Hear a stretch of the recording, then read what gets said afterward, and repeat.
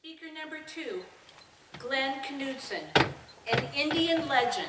An Indian legend, Glenn Knudson.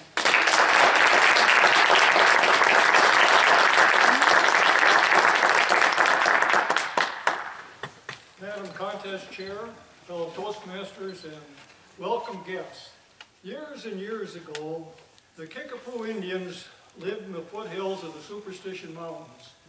And one of the rituals they had was that when one of the women was pregnant and getting ready to give birth, she would go into the Superstition Mountains by herself and fast and meditate until she had a vision that would tell her what to name her child.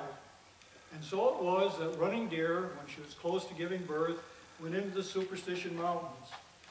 And she fasted for 3 days. And finally, on the third night, she had this dream, this vision. And there was this long, winding trail across the desert and the big boulders stacked along the side. And so finally she had the clue she needed. She went back to her tribe and she gave birth. She named her son Rocks. Rocks was his name. Now he was just an unusual child. Before he was 1 year old, he was walking and talking, and he was ahead of all of the other child in that tribe. And in fact, when he was 6 years old, his father, Little Beaver, gave him a bow and arrow. And his father played this game with him. He had this big hoop, and he would go and he would roll this hoop along the ground, and the idea was for Rocks to shoot the arrow through that hoop every time. Never missed. So his dad kept getting the hoop smaller, smaller, smaller, until it was the size of a basketball. And he would roll this along the ground, and still Rocks never missed with his arrow, putting it in through there. And in fact, when he was about 8 years old, he wandered off and with his bow and arrow, and he came back a couple hours later. He had the hoofs of a deer over his shoulder, and he was carrying back this deer that he had shot and killed with his bow and arrow. And run, I tell you, he was faster than a speeding bullet. Now, of course, bullets weren't quite as fast in those days as they are today.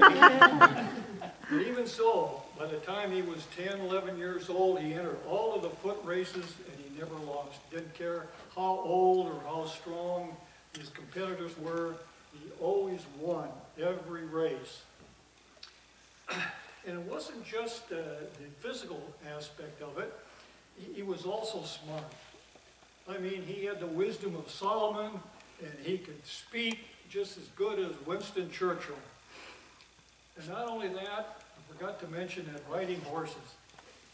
Excellent, excellent horseman. There wasn't a horse alive that could buck him off. So, and it was no surprise that when he was 21, he was made chief of the tribe. Now, every year on his birthday, in honor of his mother, he would go off into the Superstition Mountains and fast for 3 days and meditate. And during this time, he always had a dream, a vision of the things that were going to happen to that tribe during the following year.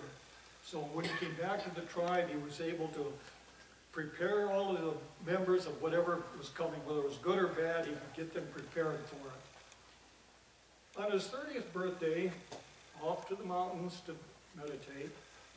3 days later, he didn't come back. And they weren't too worried. I mean, there could be things that would cause him to be delayed. But after a month, after 2 months, he still wasn't back. They sent out the very first Amber Alert by smoke signal. Not only that, it had a puff of smoke that looked just like him. And again, they sent runners to different tribes that were further away and to the white establishment, asking them to be on the watch for their chief. Now, years went by, and he never showed up. But deep down in their heart, they knew that he was out there somewhere, and he was going to be found. In fact, to this very day, if you drive the highways in Arizona or the western area, you'll see signs posted that say, "Watch for Rocks."